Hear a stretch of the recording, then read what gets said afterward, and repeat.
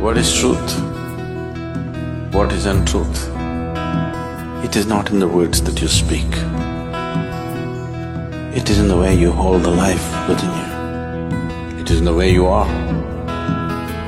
Whether you are a crawling worm or a big human being, when sun comes up in the morning, it lights up everybody. Whoever opens his eyes, for him there is light to see. So the essential nature of life is all-inclusive. This is the truth.